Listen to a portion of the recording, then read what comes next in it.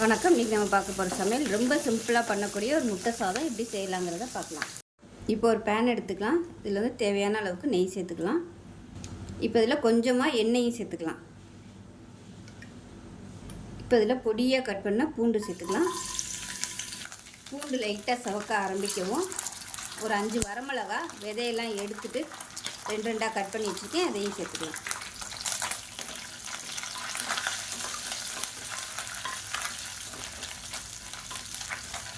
இப்போ இது கூடவே நீளமாக நறுக்கின பெரிய வெங்காயம் ஒரு கையளவுக்கு சேர்த்துக்கலாம்.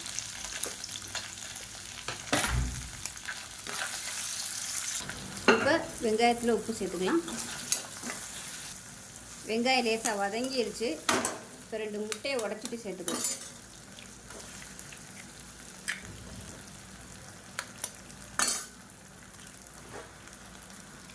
சேர்த்துட்டு லைட்டாக அப்படியே பரட்டி விட்டுக்கலாம்.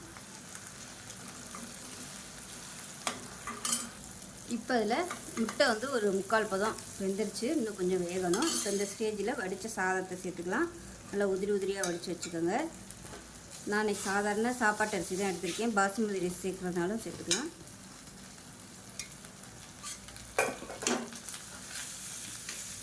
அதை நல்லா மீடியமான ஃப்ளேமில் பரட்டி விட்டுக்கலாம். இது கூடவே கொஞ்சமாக ஜீரகத்தூள் மட்டும் சேர்த்துக்கலாம். சேர்த்துட்டு பொடியாக நறுக்கின கொத்தமல்லி போட்டு நல்லா பரட்டி விட்டுக்கலாம்.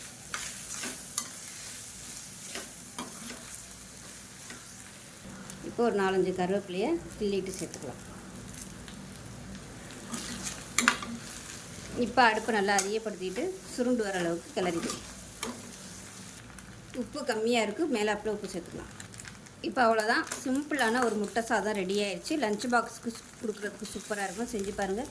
செஞ்சு பார்த்துட்டு எப்படி இருந்துச்சுங்கிறத சொல்லுங்கள். வீடியோ பிடிச்சுன்னா லைக் பண்ணுங்கள், கமெண்ட் பண்ணுங்கள், சேனலை சப்ஸ்கிரைப் பண்ணுங்கள், பக்கத்தில் பெல் பட்டனை ப்ரெஸ் பண்ணுங்கள். நன்றி.